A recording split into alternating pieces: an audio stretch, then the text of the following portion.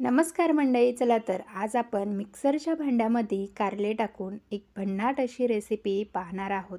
तर आज आपण मिक्सरच्या भांड्यामध्ये कारले टाकून काय बनवणार आहोत त्यासाठी व्हिडिओ अगदी शेवटपर्यंत पहा.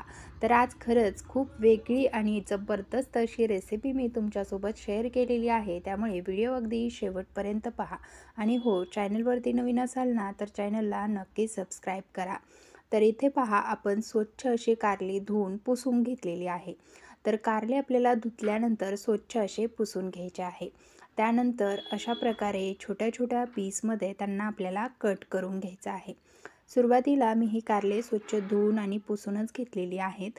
पाण्याचा अंश राहिल्यास तुमची कारल्याची जी आपण पदार्थ बनवतोय तो कडवट लागू शकतो. त्यासाठी आपल्याला याचं पाणी पूर्णतः पुसून घ्यायचं आहे.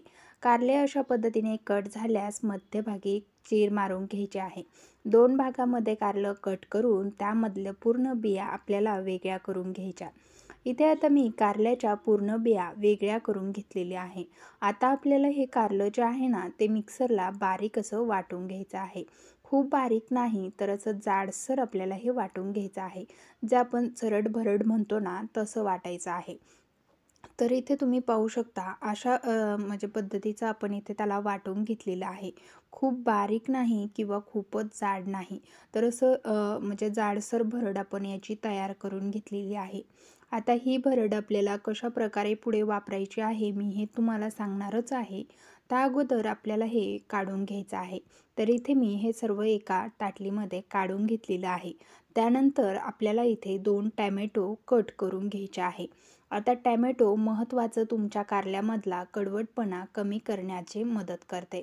तसेच कारल्याची भाजी खाताय हे सुद्धा तुम्हाला कळणार नाही जर तुम्ही अशा पद्धतीने टॅमॅटोची प्युरी कारल्याच्या ह्या पदार्थामध्ये घातली तर.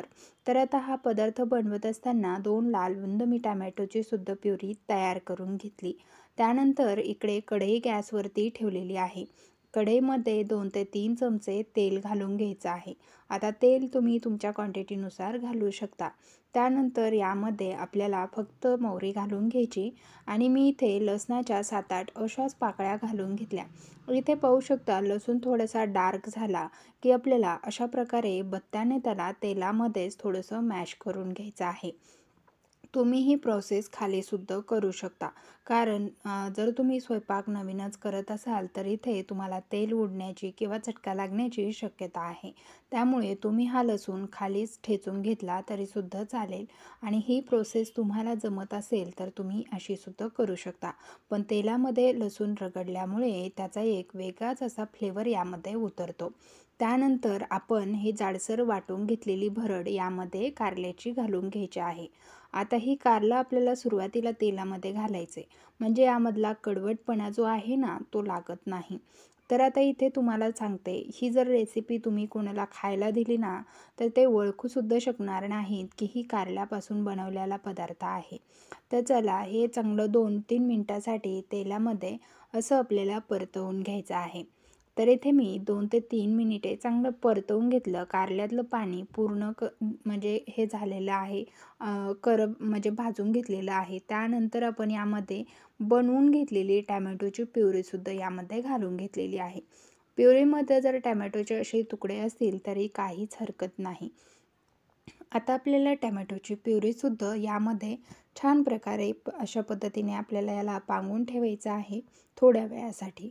तर इथे पाहू शकता तुम्ही बऱ्यापैकी टॅमॅटोमुळे आपल्या ह्या कारल्याला पाणी सुटलेलं आहे. पण टॅमॅटोमुळे त्या पाण्यामध्ये शिजल्यानंतर कडवटपणा कमी होतो. आता इथे बी काढून अर्ध लिंबू आपण पिळून घेतोय. आता तुम्हाला माहिती आहे का कारल्याच्या भाजीमध्ये लिंबू का वापरतात? कारण त्याचा कडवटपणा जो आहे ना तो बऱ्यापैकी लिंबाने सुद्धा कमी होतो. तसेच टॅमॅटोमध्ये सुद्धा आंबटपणा असल्यामुळे त्यामुळे सुद्धा कारल्याचा कडवटपणा कमी होतो आणि यामुळे आपल्याला जास्तीत जास्त कारल्याचा कडवटपणा कमी झाल्यामुळे ही भाजी किंवा हा रगडा काय ठेचा तुम्हाला जे म्हणायचं ते म्हणा, पण एकदम उत्तम लागतो. आणि हे कारल्याचं नाव ऐकताच अंगावर काटा येणारे लोकंसुद्धा म्हणजे आवडीने खातील इतका छान असे हे पदार्थ तयार होतो. तर पहा इथे आता आपण सर्व टाकून 1-1.5-2 मिनटासाठी परतवलं होतं. त्यानंतर यामध्ये आवडीप्रमाणे आपल्याला लाल तिखट मसाला घालून घ्यायचा आहे, थोडीशी हळद आणि चवीप्रमाणे मीठ घालायचं आहे. आणि आता याला पुन्हा एकदा मिक्स करून घ्यायचं आहे. तर इथे तुम्ही पाहू शकता आपण टॅमॅटो व कारल्यामधलं पूर्ण पाणी आटेपर्यंत इथे मसाल्याचा वापर केलेला नाही. त्यानंतरच आपल्याला यामध्ये मसाले वापरायचे आहे. तुम्ही पाणी असतानाच जर मसाले वापरले ना तर पाणी आटेपर्यंत ते करपून जातील. त्यामुळे मसाले आपल्याला पूर्ण त्यामधलं पाणी आटल्यानंतरच घालून घ्यायचे आहे. आता हे मसाले घालून आपल्याला हे छान असं परतवून घ्यायचं आहे. त्यानंतर अशा पद्धतीने मी ते पांगून ठेवणार आहे.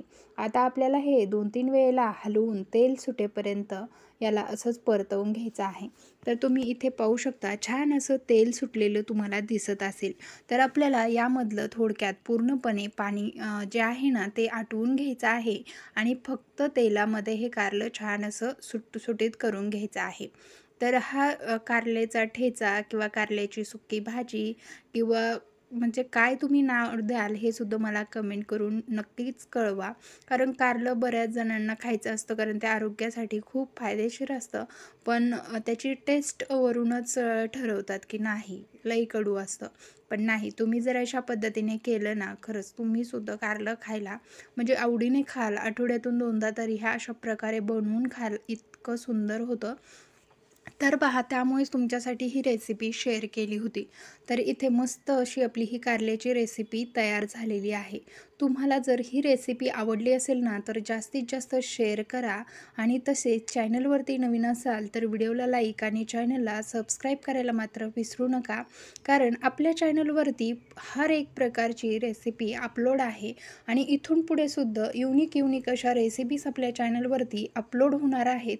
त्या पाहण्यासाठी चॅनलला लगेच सबस्क्राईब करा, बेल आयकॉनला ऑन करा. धन्यवाद.